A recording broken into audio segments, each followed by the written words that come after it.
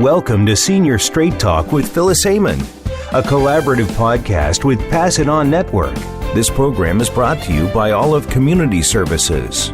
Seniors deserve to have a fulfilling life with dignity and respect, but as we transition into our elderhood years, this doesn't always happen. Join us today as we discuss some of the most important issues that seniors face and provide much-needed answers to your questions. Now, here is Phyllis Heyman. Welcome to Seniors Straight Talk, presenting informative conversations for the senior years of our life. I'm Phyllis Heyman, your host, and the show, which began almost 2 years ago, was formerly known as Voices for Eldercare Advocacy. The library of all of the episodes can be found on the Voice America Empowerment channel under the name Seniors Straight Talk and can be downloaded on popular podcast platforms. The show is now also syndicated on the Voice America Influencers channel, so please remember to like, click, and share the episodes. And for those listeners who are I say, in SOS mode, a little bit of a tongue twister this morning, stressed, overwhelmed, and stressed, watch out for my upcoming free Caregiver Distress Recovery Challenge, helping caregivers find a path to bringing much needed self-care into their daily routine. It features Empathy, my registered trademark, which is also the basis of a self-care commitment letter, and teaches strategies from my proprietary framework for self-care, self-kindness, self-compassion, and self-forgiveness that will help you feel recharged and re-energized as you face life's challenges. And this morning, I think I need to be re-energized a little bit because I'm stumbling here and there. Anyway, family members considering taking on the role of caregiver or those just beginning the caregiver journey can find valuable information in my course, A Caregiving Guide for Caregivers, The Basics. And my latest book, Dignity and Respect, Are Our Aging Parents Getting What They Deserve, is available on Amazon in both paperback and ebook formats. The book addresses critical information about how we care for and treat our elder citizens in our families, our communities, in nursing homes, and assisted living residences. And I'm always honored to say that Dr. Bill Thomas wrote the foreword for the book.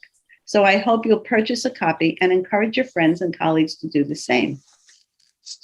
Seniors Straight Talk is always proud of the collaborative partnership with the Pass It On Network, a global peer learning network for positive aging advocates and a member of the United Nations Open-Ended Working Group on Aging.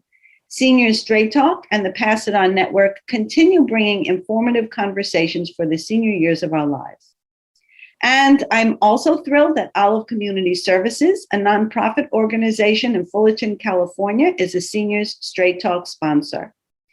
And before we begin, I always have to thank Peter DeGeer of DeGeer Therapy Services, who is a colleague, a trusted friend, and consultant specializing in rehabilitation therapy services in nursing homes.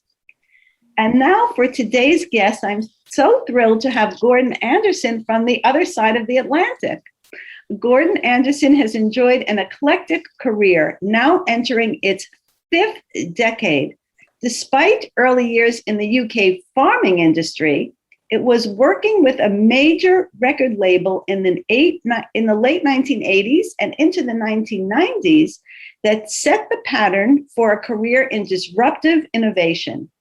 He helped the BBC enter the digital era with children's CD-ROMs and gamifying their major brands, then spent a decade in consumer startups across comedy, music, mobile apps, smart home, and poker. His current focus of music in healthcare, he says, is the natural culmination of this almost random career journey, as well as eclectic connections and disruptive thinking, combined with a powerful desire to improve people's lives through simple universal ideas, particularly to benefit those less fortunate.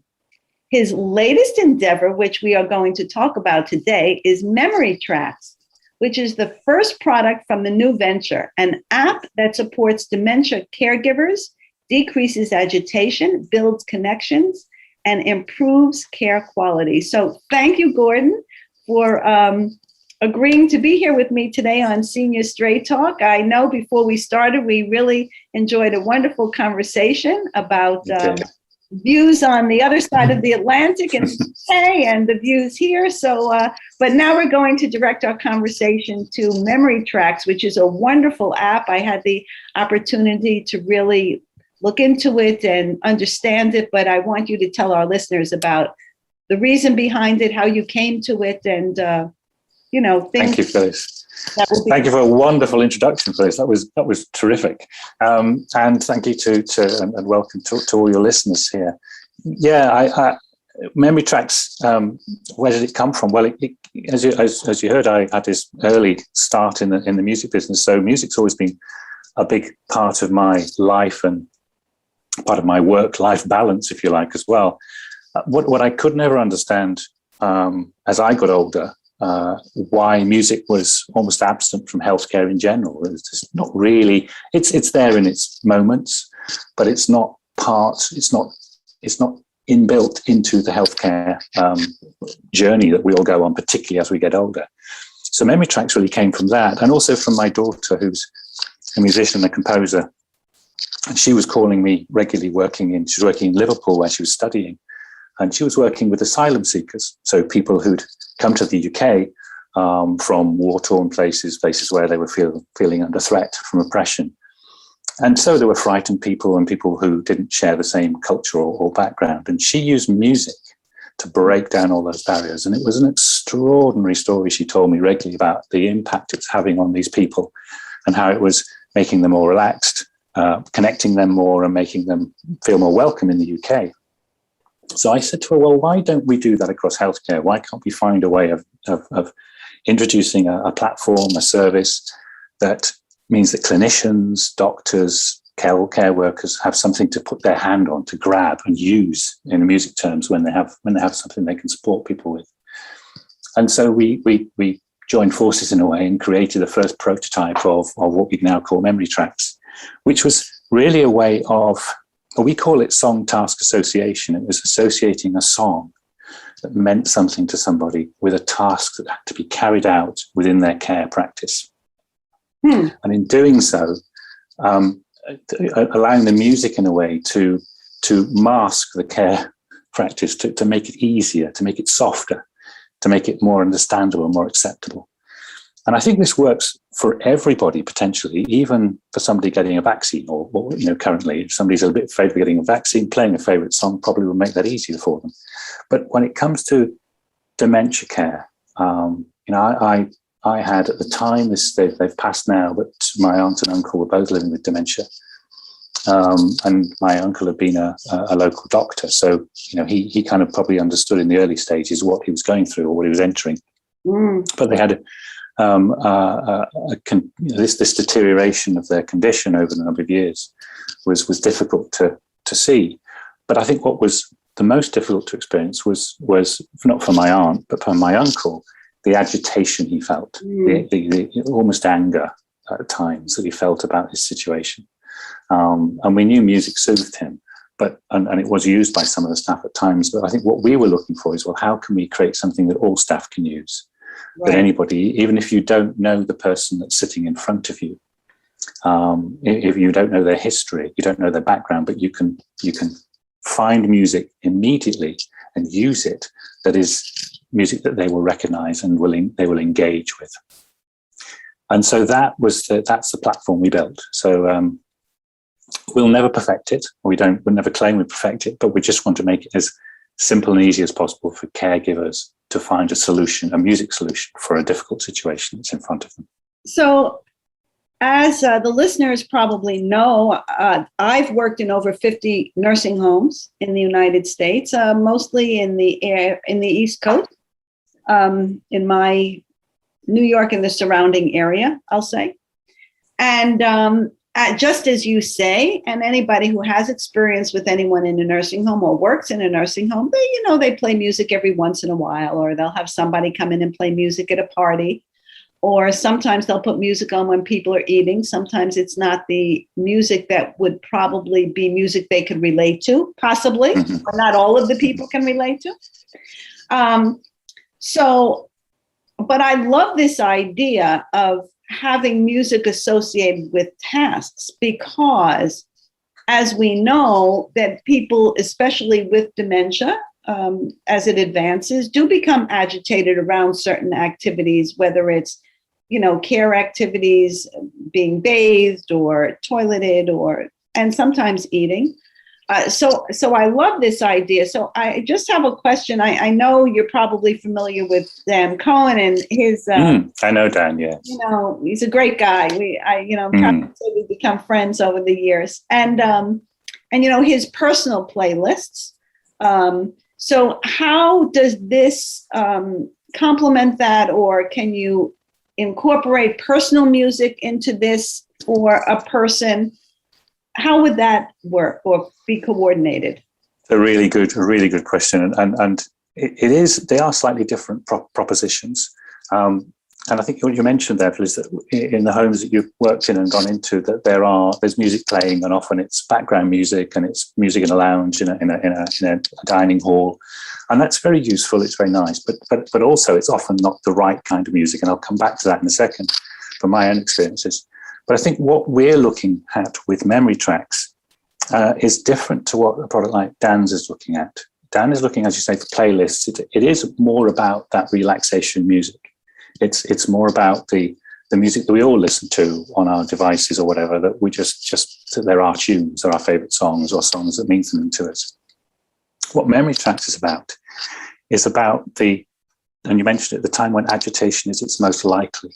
And agitation happens normally when you're as simple as something combing somebody's hair, or washing their face, or taking them to the toilet, or hoisting, or say moving them from one bed to another, or changing them from one position in the bed to another position in the bed. These are the times when there is the greatest chance of agitation and anxiety, because it's frightening. It must be extremely frightening when that's happening. And that's the time when people don't often they're not in the dining hall, they're not in the lounge. Right. And I think in their room, I do think that a playlist could help. But I think what we're talking about often is a member of staff who may not know that person that well. They may not know the songs they should play. And what we've selected in Memory Tracks is the best known songs from when somebody was very young. Mm-hmm. So it's the hits from when they were between the ages of 3 and 12 years old. And these are the ones that they may not be their favorite songs, but they're deep into their memory. So what we do is we get an engagement, a very rapid engagement. And that rapid engagement shifts their mindset from what's happening to them right now to a much more aware and more open-minded mindset. And it means that staff can often communicate with them more easily. So it's a way of reaching them very quickly through a very recognizable song. And so I don't think they're that different, but we are focusing on those moments, not the lounge. So you asked, can people augment it with their favorite songs? Well, they can change it to any of the songs in our database, but it is not exhaustive. Oh, okay. It's 360 songs in the database, plus 60 sing-along songs, but they couldn't choose. They wouldn't be able to choose a very unusual song, because we probably won't have it. My question is, and this is in the early stages, correct? Mm-hmm. Right. Yeah, correct. Yes. Yeah. Yes. So do you think as it advances in stages that there will be a greater library of songs? I do, because although we won't be sort of touching on it too much here, we're about to develop a second product for mental health, which is called Life Tracks, and that actually has a universal catalogue. So it has a much broader catalogue. But I think that one of the things, it's interesting you say that, Phyllis, because one of the reasons that we made Memory Tracks the way we did was in fact to limit the catalogue. And that sounds like an odd thing to say, but actually one of the problems at point of care is if you've got too much choice, you make no choice. True. And I think that what we wanted to do was to help that caregiver who may not be in the UK, they may not be British, they may be from Eastern Europe or from Asia, and it's probably the same in the US as well. They could be from anywhere in the world. They don't know, they don't have the same cultural background. So we need to guide them very, very clearly to what they should play that person who's sitting in front of them. So you just touched on something which was going to be my next question, which was, what about people from other parts of the world? Because one of the issues that I think is not being addressed in this country, and I would imagine similarly in where you are in the UK and many countries around the world now, but so there are so many people here who have come from other countries, many of whom don't speak English or speak limited English. But even if they did speak English, it's possible as the dementia advances or, their condition changes, they kind of revert back to the language of their origin. And then you have caregivers that are also from different countries and from different cultures with different accents and different styles of presentation. And there are cultural mismatches, there are different... I was talking with somebody by Zoom the other day, and I made a facial expression, and he's from another country, another continent, really. He said, we don't do that here. I said, okay, all right, I get that. All right. I love that. I love that, yeah. No, here, it's not a big deal. He said, it's not acceptable here. I said, okay, great. That's how we have a nice relationship. We've been talking to each other for months, but, suppose that wasn't the case, right? There opportunity for insults or reaction that you might not expect or want. So what about people who are from other countries? What about, because the music from people's childhood, let's say in the UK or here, generic, would not be the same as somebody here, let's say, who, is from Italy and doesn't speak English, or Greece, or whatever country in the world. It's interesting you mentioned Greece, actually, because the answer to that is that you're absolutely spot on, and it's a really good point. And when I first formulated the app, the plan for the app, when we started building it, there were two questions that we asked, and one was, what year was that person born who you're caring for? And the second question was, where did they grow up for the first 12 years of their life? And of course, to answer that second question, we can always ask that second question, but in order to respond to it, we need to have all those catalogues of music in place. And one of my goals is to have an exhaustive list of, because if we're saying that we need 360 songs for each region, it's not, we can do that. So for Southeast Asia, we can have 360 songs, for Nigeria, 360 songs, for Poland, for the Ukraine, and for Mexico, or whatever it might be, for Puerto Rico, or whatever. We can have those songs in there and just pull the right songs into the database. And you mentioned Greece, and we're next year, I hope, working with the university in Greece to start that, being supported by the European Union, actually, to do that with a Greek audience. So we will have that songs from 1927 through to 1963 for Greek people of any age.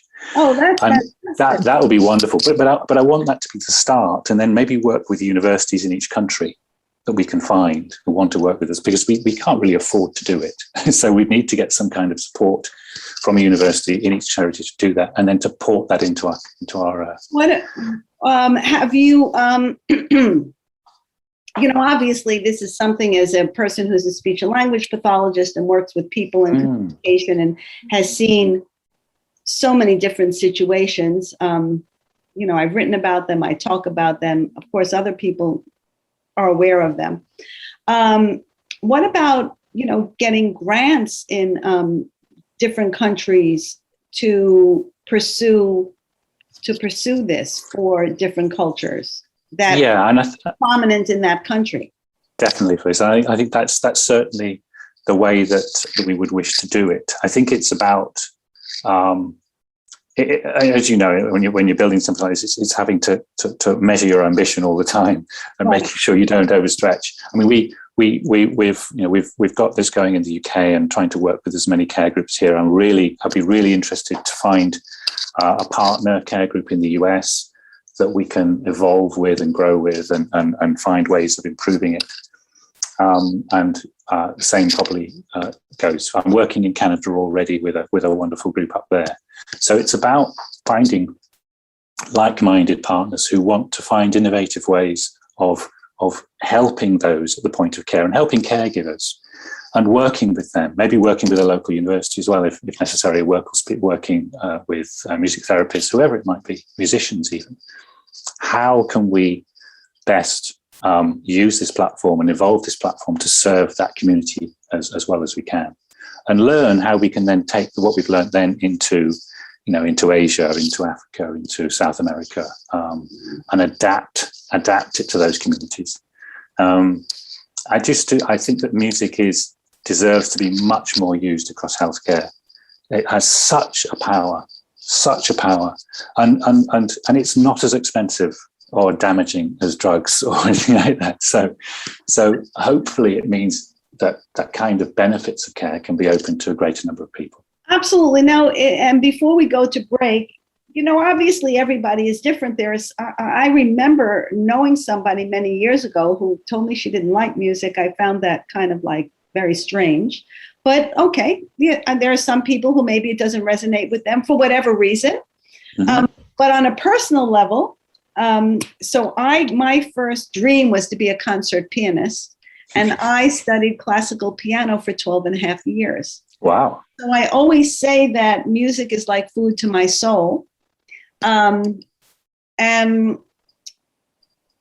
so I'm just saying on a personal level, and even as when I talk about empathy or self-care, I tell people if you're very stressed out, even if you're in the workday, no matter where you are, if you could take 2 minutes or 3 minutes, even if you duck inside a bathroom, not necessarily to have to use the facilities, and just put on a favorite song or something that soothes you or sounds that soothes you, you will find yourself re-energized. Yeah.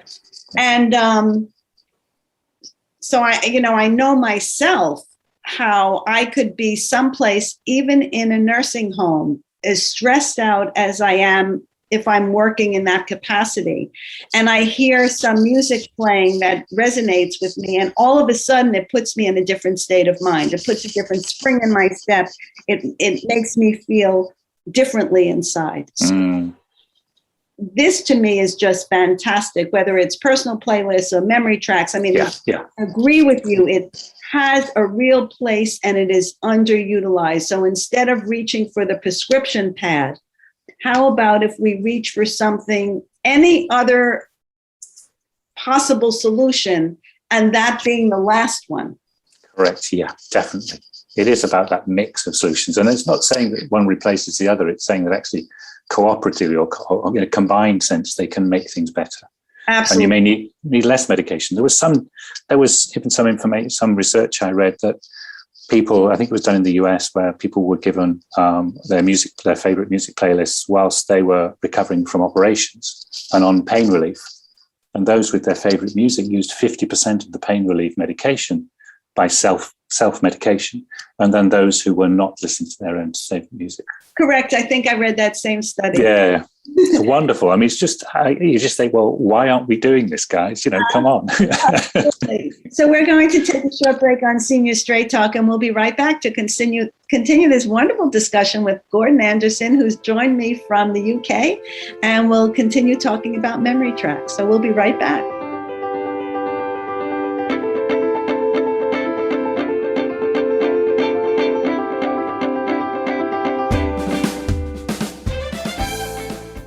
Phyllis Amon, owner of Phyllis Amon Associates, provides strategic solutions to families seeking care for their loved ones and coaches them to become more effective advocates.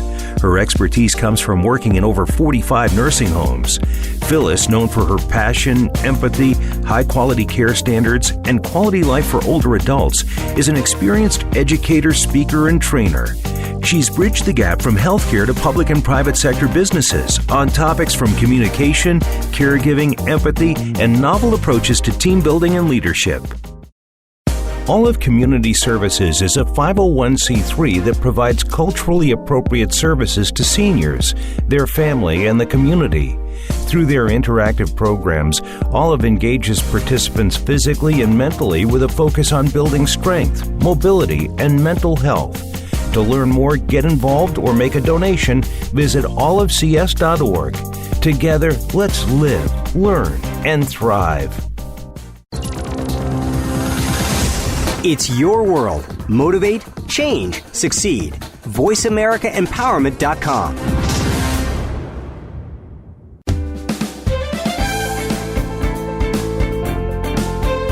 You are tuned in to Senior Straight Talk with Phyllis Amon. If you'd like to leave us a question or comment about our program, please feel free to email the host at phyllis@seniorstraighttalk.com. Now back to Senior Straight Talk.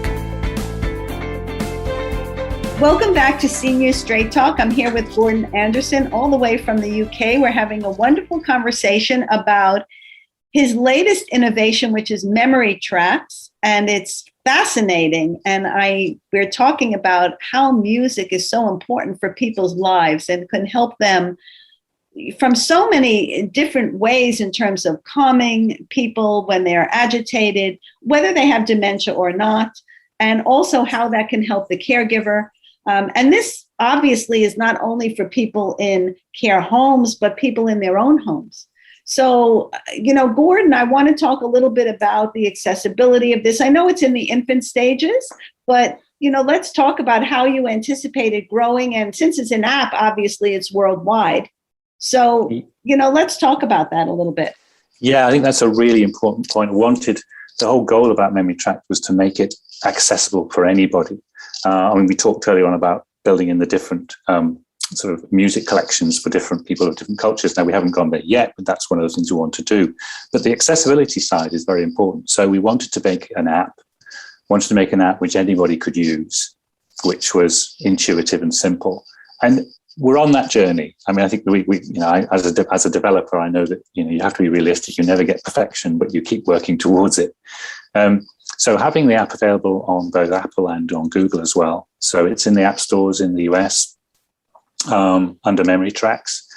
And I would have to say that there's a free trial. We do charge for it in the end. It's quite a low cost on a monthly basis. But in order to pay for the music licenses, we charge a fee. What is a third? The fee is $8.99 a month.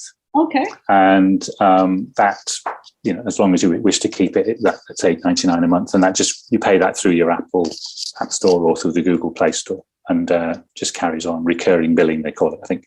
But there is a 30-day free trial, so you can try it as much as you like, play as many songs as you like. There's a radio station on there which plays all the songs sequentially, randomly. There are 60 sing-along songs on there, and I purposely put some more American or more US historical songs in there for people to sing along in the US when we launched in the US.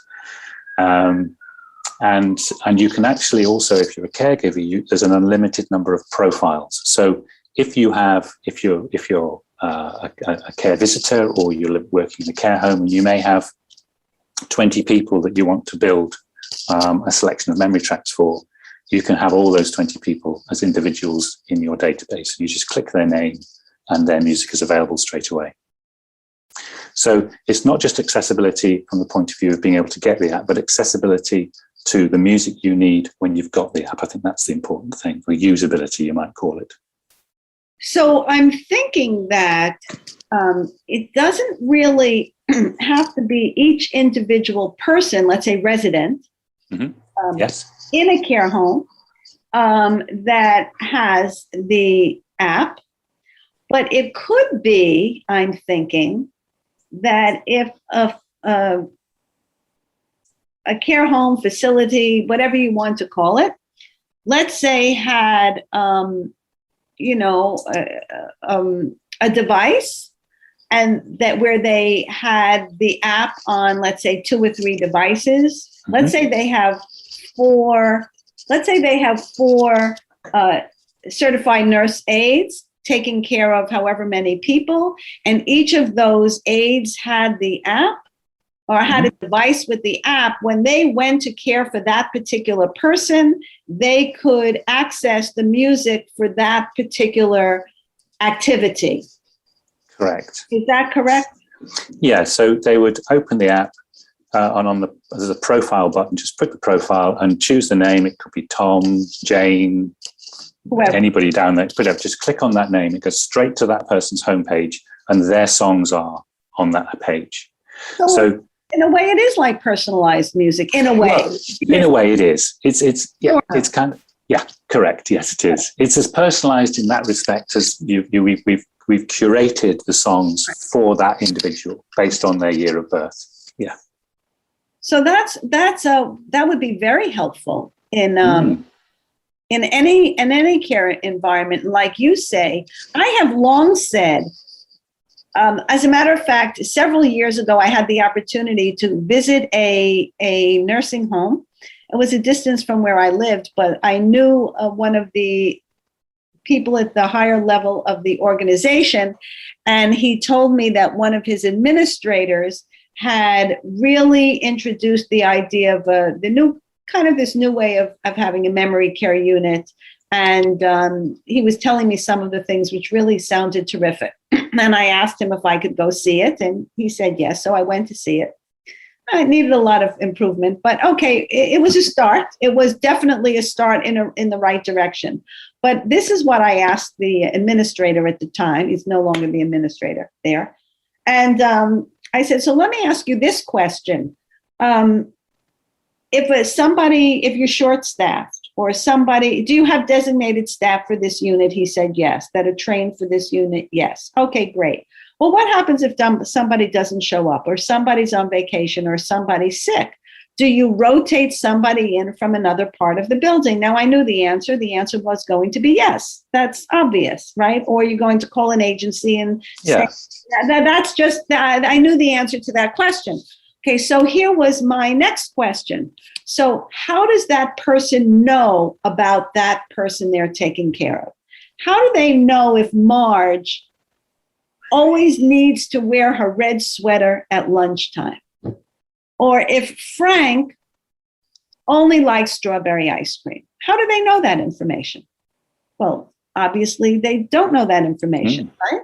So I had suggested creating some kind of book, not necessarily a memory book. You don't have to call it a memory book, but some kind of book like a getting to know me book, or all of these books, and have all of this information so that if somebody who didn't know this person went, let's say, to get Marge ready for lunch, and Marge didn't have her red sweater and therefore didn't know how to express that she needed or wanted her red sweater, or felt most comfortable with her red sweater, and she started behaving in a certain way, well, maybe even before that, they could look through the book and say, lunch, Marge needs her red sweater, or where's, red sweater. Yeah. And then that would eliminate a lot of that negativity, that negative interaction, before someone goes and says the person is uncooperative, they're acting out, they report it to a nurse or reports it to a doctor, and a whole other set of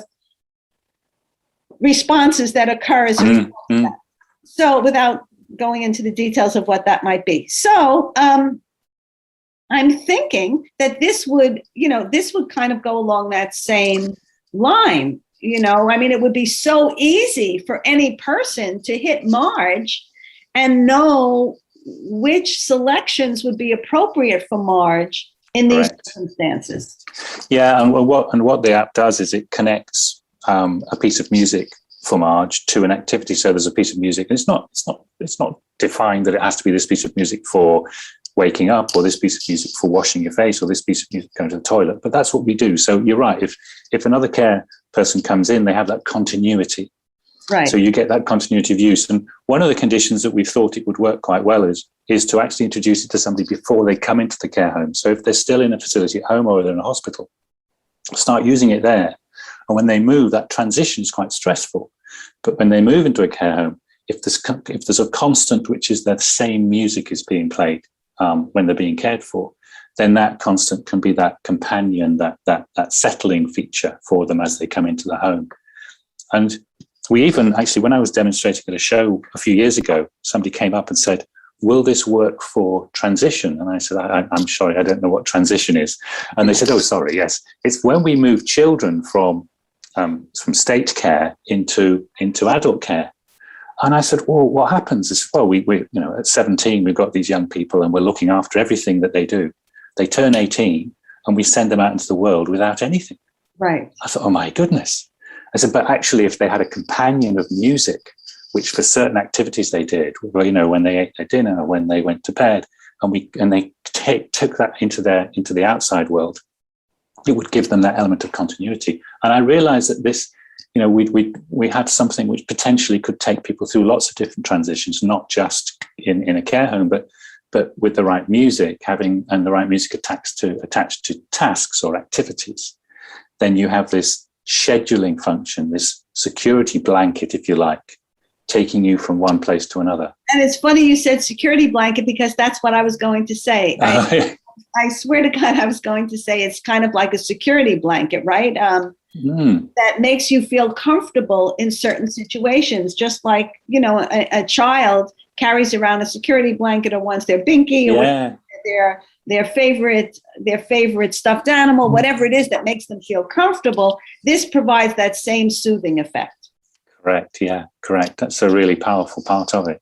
Yeah, I think it could be tremendous. And thinking about that, even, you know, I think it would be a wonderful thing. I mean, I know Dan talks about personal playlists and personal music, and if people use that even more in the home, and then if people had to go to the hospital, I mean, it makes it's so comforting. But this is, I'm not saying it's more accessible, but it's kind of easier to travel with in a way.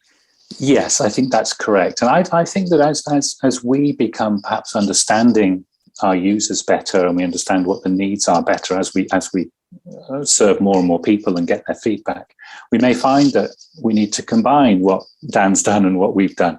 You know, we will maybe need to, you know, it may be an advantage to have different levels of entry, not by choice. So you can have it on this surface where the app chooses the songs for you, right? For people who don't know the people very well, but also another layer that you can go into where you can make your universal selection of songs and have those sort of 2 points.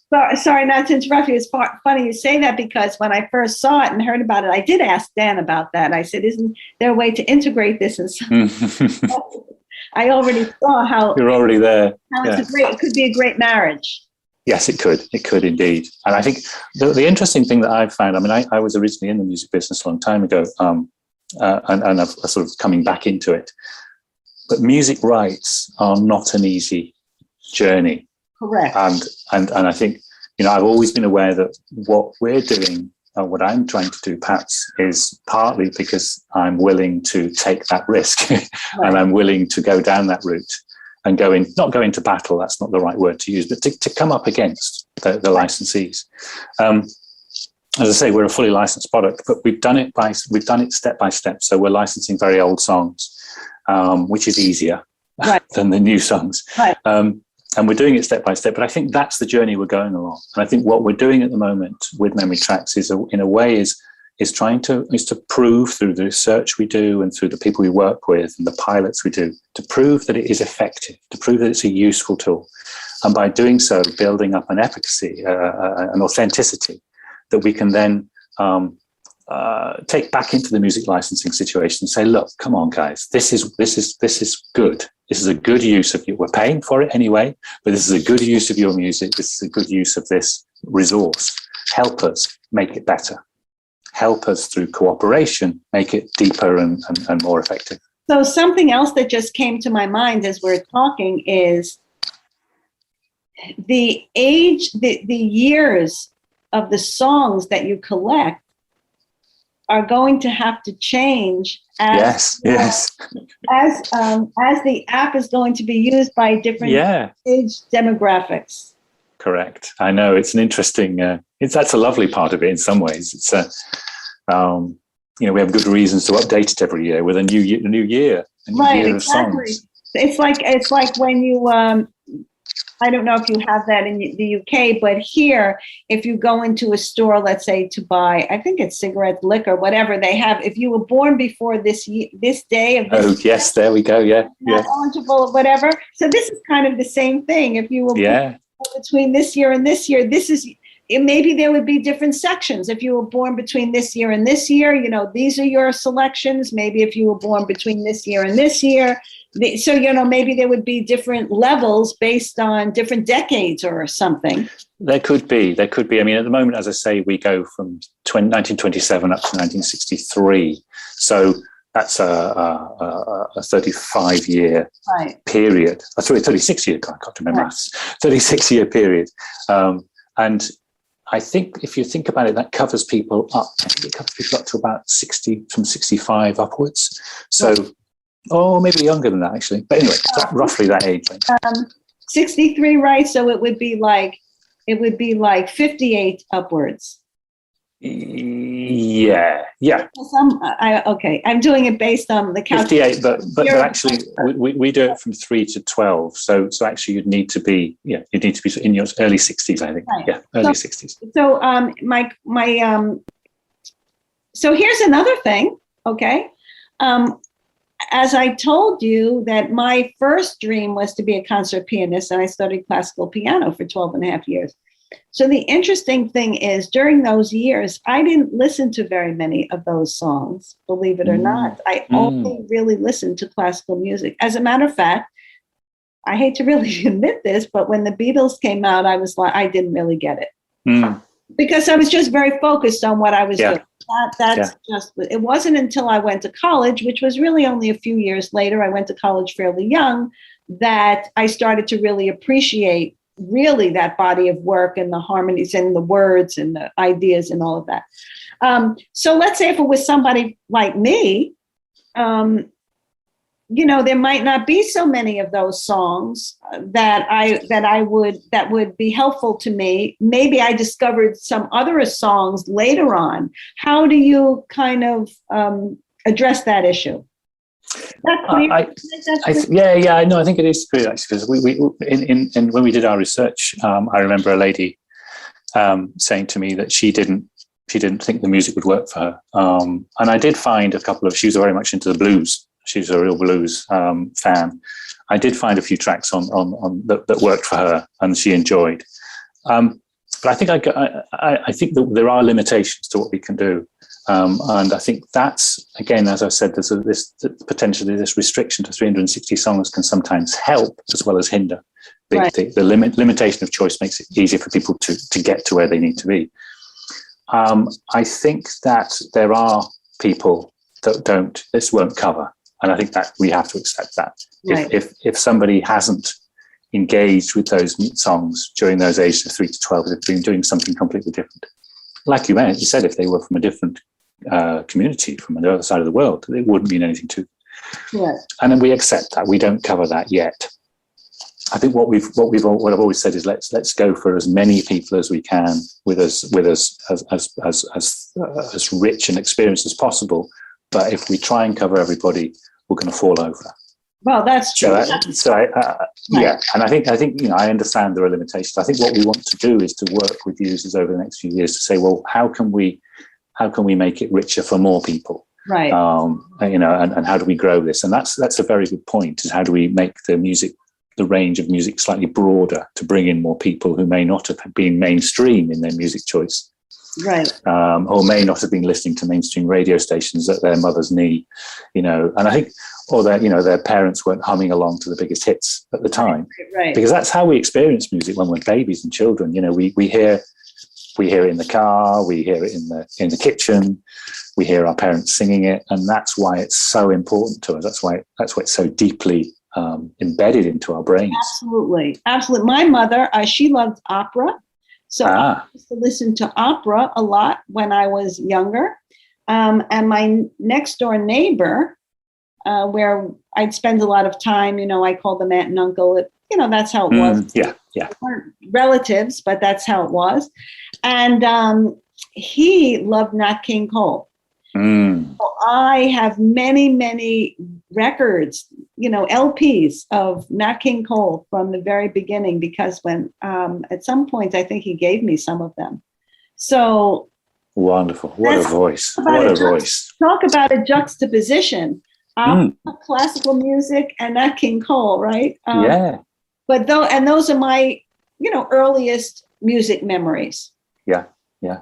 So no, it's amazing how rich they can be. And my mind, I did the experiment. We started doing them on this journey. I got a group of older people together and played them a whole list of songs just to check whether my assumption that people would recognize music when they were very young came true. And it did. I mean, they became a competition between these people about who could recognize it first and who could start singing along.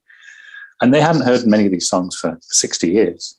It's an extraordinary experience, a wonderful, wonderful time that was going through that process. But I did it to myself as well, and I think it's a useful thing for us all to do. It's always interesting, whether it's useful or not, it's interesting to go back and look at the charts of the songs. You can do it now online and listen to those songs when you were 1, 2, 3 years old. What was number one in the US when I was 2 or 1? That is great. And it's amazing. I went to my birthday, my 3rd birthday, and the top 10 in the UK, all but one of them I could sing.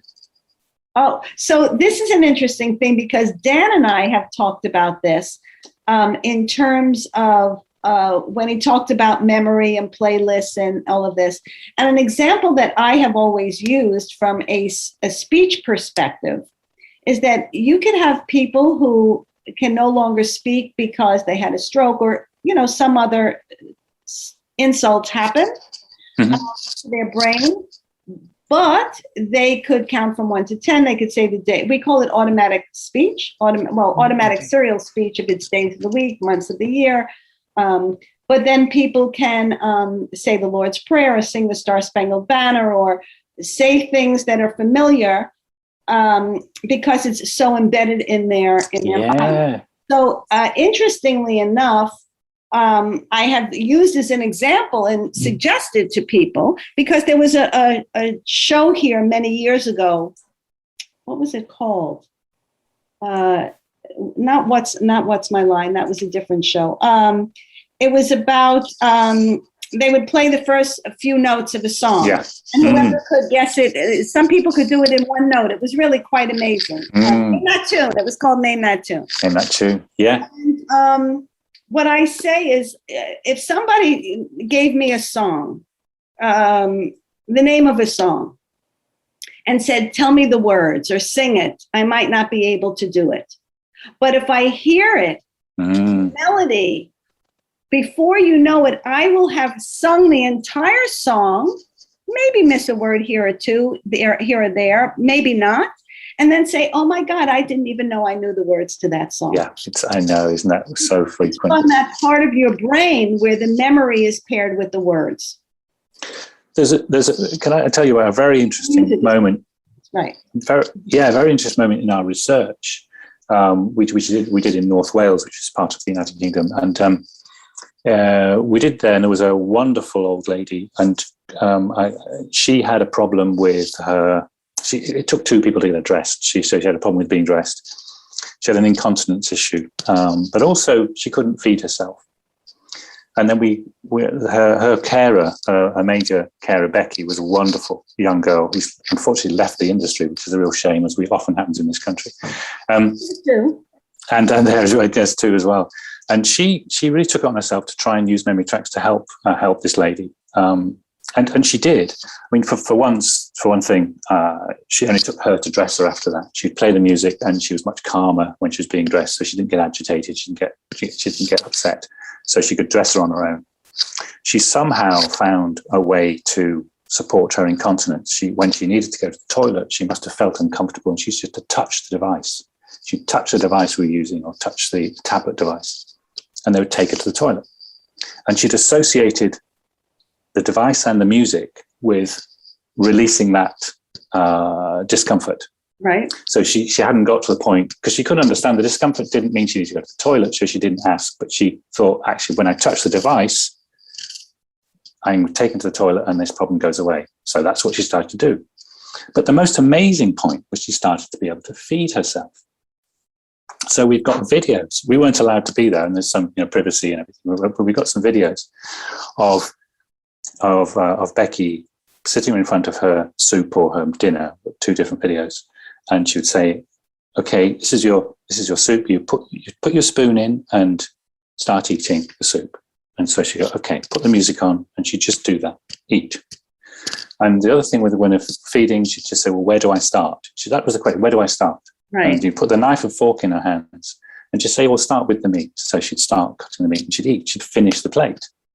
And I said, what did you do beforehand? And Becky said, you just spin the plate. Just spin the plate. Didn't know where to start. Didn't know what to do.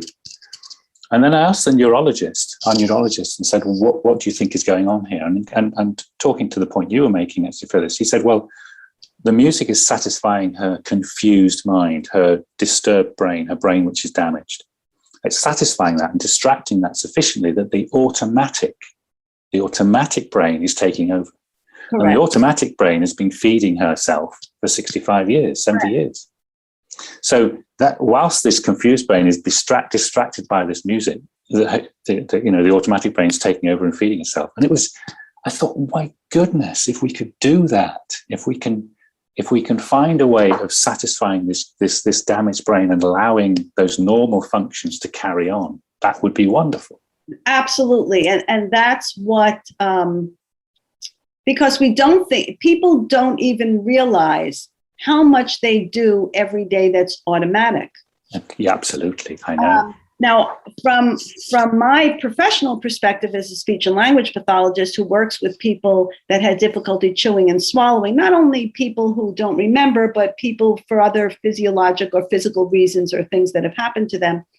And they'll tell me, well, I've been eating this way my entire life. I said, I get that. I know that because it's automatic. We're doing these things automatically, but I'm trying to teach you a strategy to help you do this in a way that's safer for the condition that you have now. But because you've been doing this automatically this way all these years, it's like breaking a habit. And unfortunately, this takes practice, breaking any habit. But it's just what you say. So much of what we do is so automatic. And I always give this example, like I have this gap in one of my teeth, in between two teeth on one side of my mouth. And I usually chew on that side of my mouth. And it's invariably, I put the food in my mouth and I have to remember to tell myself to move it to the other side of my mouth, because that's just automatic. It takes a presence.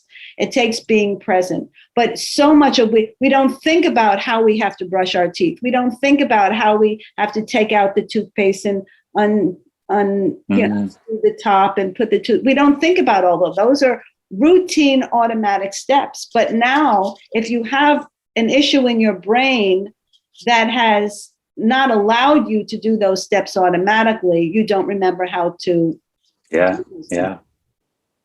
No, it's and when you see it happen, I'm sure you have as well, because when you see it happen in real life, and you see it change somebody's life, and not just the lady who was benefiting, but her caregivers were so pleased and happy, and they got such great.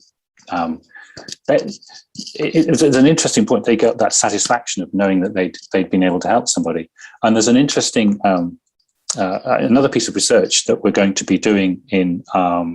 We hope, we're just applying for the funding now, in the NHS in Portsmouth, which is a big city on the south coast of England, is in 6 wards of about 28, 30 people, of seeing what impact we can have using music in those acute medical wards for older people. And we'll do that next year, I hope. But one of the things we're hoping to explore is called moral injury. A moral injury is the impact of care on the caregiver themselves. I love that term. I know, it's amazing. It came from actually the army and from yes, that's right. It came from there, but it's about, and it's pretty evident during COVID for caregivers as well. It's when they're not able to fulfill what they think they need to apply to as far as care is concerned. So if you're not able to save somebody, you're not able to give them the care you would normally wish to give them, you are actually injured morally in yourself. Right. And this is a real problem in burnout with caregivers. Right. Because they feel that they can't support the people they're supposed to be caring for in a way that they are supposed to be doing so. Right. Or want to, correct. Or want to. So we're thinking about putting that measure in as well to see if we can improve on that moral injury measure, to see if actually the provision of music and the response from the people they're caring for to that music, which is often a positive response or more relaxing response, whether that actually has a beneficial effect on lowering the level of moral injury. Oh, I'm sure it does. A moral injury is a form of PTSD. It's another way of Correct. Yes. Yeah. Right. Yeah. All very fascinating. All very and it is really interesting, and you know, we're going to try and pioneer as much of this research as we can. But I think that the most important research we do, most important from that point, is how the caregivers feel in those hospital wards. And I think it's the same in the care homes we work with. It's how do the caregivers feel? How do the families of the people, the residents, feel? What's the atmosphere within the home? How can we change that? How can we? I mean, you mentioned when we were in the break about the wonderful way of bringing nature and life and animals and so on into a home, and the positive effect that can have. And I think that I agree completely with that. And maybe we can use music as another form, you know, with lots of sort of holistic approach to making care homes and care places much more, much more natural, much more life-giving, much happier, much more relaxing. And I think that's the goal. That's what we should be looking for. You know, it's interesting. So there was a study that I had read and I wrote about it. I think it was not in this book, the one before, about they had plants that they put in residents' rooms, and one group of residents had to take care of the plants. And the other group of residents, the caregivers or whomever, came in and watered and took care of the plants. And what they found over time was the people who took care of the plants became more social, became more communicative, because they had something to care for. They had a purpose. So I was in a building recently doing some coverage, and I noticed, and I don't see this in many buildings, but a lot of the rooms had beautiful plants. There was one plant in one room. I said, gee, I really would love to take that plant. It was just magnificent. But anyway, I asked some of the people who takes care of the plants. They said, well, people come in and water the plants. I didn't say anything. I was only covering there for a few days. But I went to see this one woman. She was really rather confused lady, didn't say much, very quiet.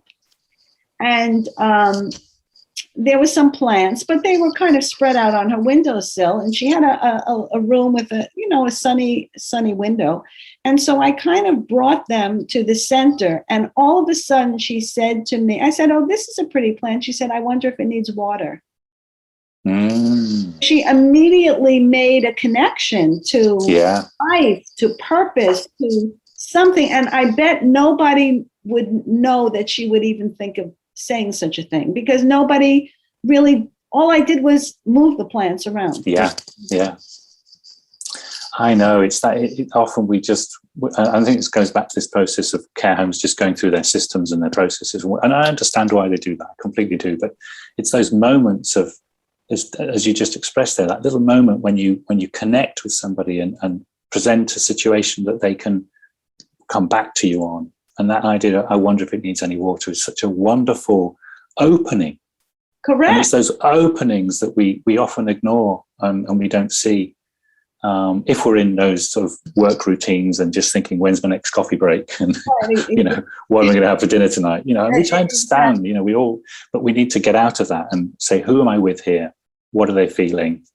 And is there any way I can interact with them on any level? Right, exactly. And how can I bring them into this environment and have them be part of this environment? That plant in that moment, that woman was relating to the environment, something in her room. And I've told this story before to somebody, at least one person, I think. I was doing some analysis of a program in a building about a year or so ago. And they were telling me about this one woman who kept getting up and down in her chair and up and down her chair. And what a problem it was. And somebody, I was having a conversation, and they said they think she used to tend to her garden a lot. And that's why she was always getting up and down. I said, oh, well, I have a great idea for you. How about if you have her go, there were plants in different areas in this building. Why don't you have somebody go with her and have her water these plants? Or put some of the plants on a windowsill that's higher up and have her stand up and water those plants, and maybe go to another place and water those plants. And that might satisfy, that need to keep getting up and down, and you don't have to worry about her falling. Somebody could go with her. They never did it. And it's such a simple thing. Such a shame. No money. It's really no money. It's not like I was asking anybody to spend anything spend any money on anything. And some of these things, I think it is because, like you say, it's very task oriented. It doesn't matter if it's in the UK or in the United States. But if somebody presents an idea, it would be great if people found a way to incorporate some of these things. And once they see the benefit of it, it helps everything, the caregivers, it helps the environment, it helps the resident. It just has a tremendous positive effect all the way around. Very much so. But I agree. It's that what we call it friction. The friction in built-in systems. That's what we're trying to overcome all the time when we make changes. Even if they're positive changes, there's always that friction you need to push past. Right. Exactly. So that's always a challenge. Well, Gordon, this has just been absolutely terrific. So is there anything you want to tell the listeners about how they can access Memory Tracks, or about getting in touch with you, or if there's a website or any information that you want to provide? Certainly, Phyllis. Yes. Well, the app, which is Memory Tracks, is available on the Apple App Store and the Google Play Store. My details are on our website, which is memorytracks.co.uk. So it's a UK site, but accessible anywhere in the world. And so you can contact me through that site. And what I really love is any kind of feedback that anybody has, positive, negative, whatever it is. I'm a lover of feedback. I want to be able to support people using this app, but I also want to support the people who want to help me make it better. So if you have any feedback, any ideas, any ways that I can help you work, even from the UK with wonderful Zoom nowadays, if I can help you work with the app, with your staff and with your residents, I would love to do so. Well, I'm going to mention it to several people that I know in the industry and see where we can take it, because I think it's fantastic. That's lovely. Thank you very much, Phyllis. You're a star. Thanks so much for generously sharing your time on Senior Straight Talk. I mean, it's just been a thoroughly enjoyable conversation. I'm thrilled to talk to somebody from the other side of the Atlantic. So this has really been a special treat for me as well. So please join me next time on the next episode of Senior Straight Talk for more informative conversations for the senior years of our lives. And I'm Phyllis Amon signing off. Please remember to like, click, and share the episodes. And until next time, stay safe, stay well, and stay tuned.